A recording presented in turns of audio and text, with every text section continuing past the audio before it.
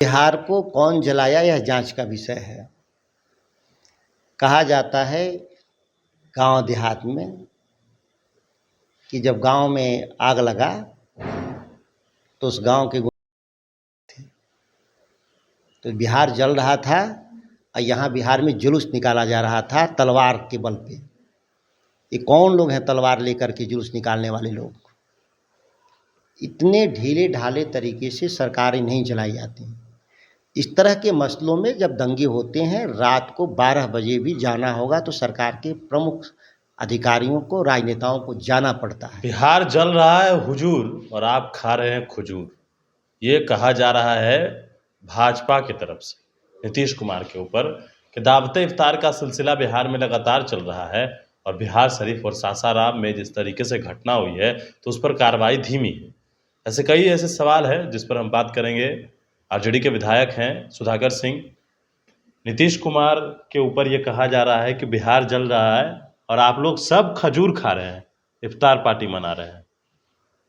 बिहार को कौन जलाया यह जांच का विषय है।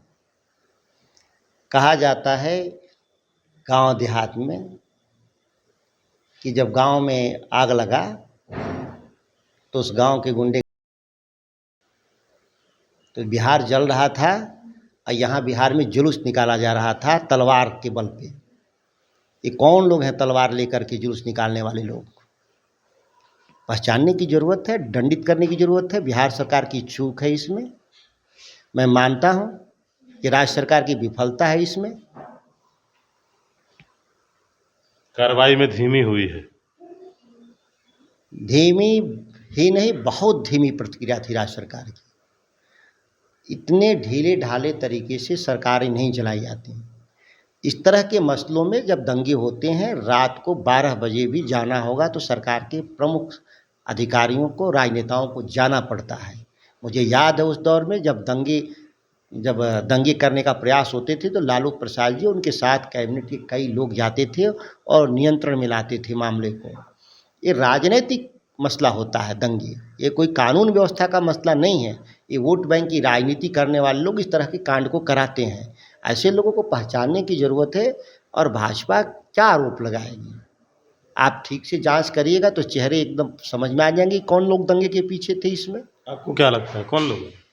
ये जांच का विषय है तो दंगे हुए हैं ना, उनके तो चेहरे दिखेंगे ना सीसीटीवी फुटेज दहशत में अभी भी लोग हैं बिहार शरीफ की ओर। निश्चित तौर पे दहशत में लोग हैं और जो पीड़ित हैं उनको सरकार की तरफ से मुआवजा मिलना चाहिए। जिनकी दुकानें फूकी गई हैं, जिनकी संपत्ति नष्ट हुए हैं, उन सभी लोगों को तत्काल फौरी मुआवजा सरकार को देना चाहिए और उन लोग को चिन्हित करके जिन लोगों ने इस कांड को किया है वैसे लोगों से वसूली होनी चाहिए। अच्छा, एक सवाल है कि बिहार में इसके साथ साथ पूरे देश में विपक्षी एकजुटता की बात हो रही है और इधर नीतीश कुमार बैकड्रॉप में लाल किले की तस्वीर लगाते हैं और दावते इफ्तार करते हैं। आप कैसे देख रहे हैं इस चीज़ को? कार्यकर्ता उत्साह में लाल किला का भी फोटो लगा लेते हैं, साथ रेस कोर्स का भी लगा लेते हैं, ये सब होता है, ये सिंबॉलिक चीज़ें। लेकिन एक बात तो जाहिर है कि जो भी फैसला होगा जो देश का, वो दिल्ली में होगा और दिल्ली में कांग्रेस के नेतृत्व में विपक्षी एकता का फैसला होना चाहिए और होगा भी, मैं जानता हूँ। राज्यों के स्तर पे छोटे मोटे प्रयास चलते हैं और ये कोई राज्य का चुनाव तो है नहीं, ये तो देश का चुनाव है। किसी एक राज्य में अगर थोड़े बहुत हमारे प्रयास से उतने सार्थक परिणाम निकलेंगे भी नहीं। अगर सच में भारतीय जनता पार्टी से लड़ना है तो सभी लोगों को एकजुट होकर दिल्ली में कांग्रेस के नेतृत्व में खड़ा हो जाना चाहिए। नेतृत्व कौन करेगा यह तो कल भी तय हो जाएगा, ये कोई बहुत महत्वपूर्ण नहीं है। 135 करोड़ का देश है। मैं नहीं मानता कि केवल एक ही दो लोग देश में प्रधानमंत्री बनने लायक हैं, दर्जनों बनने लायक हैं। इतिहास के किसी कालखंड में किसी पार्टी में दर्जनों काबिल लोग होते हैं, अवसर मिलता है वो साबित कर देते हैं।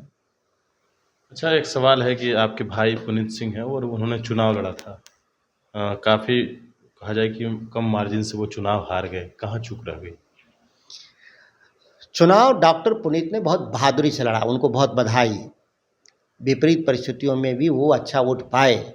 पहले भी वो चुनाव लड़े थे 2017 में महागठबंधन के नेतृत्व में, लेकिन उस बार 10,000 वोट से हारे थे। इस बार वो अंतिम राउंड में, पहले तो जीत रहे थे 1 से 8 राउंड तक, अंतिम राउंड में 9वें राउंड में 157 वोट से हारे हैं। थोड़ी चूक हुई होगी। किसके तरफ से? ये समीक्षा का विषय है। पार्टी को ज़रूर बातचीत करना चाहिए सबसे और इसकी समीक्षा करनी चाहिए थी कि कहाँ चूक हुई है। यह केवल प्रबंधन का सवाल है। जनमानस तैयार था कि राष्ट्रीय जनता दल के कैंडिडेट डॉक्टर पुनीत को चुनाव जिताया जाए, लेकिन प्रबंधकीय चूक है और इसको ज़रूर समीक्षा में लाना चाहिए। चलिए, बिल्कुल। तो हमारे साथ आरजेडी के विधायक सुधाकर सिंह थे।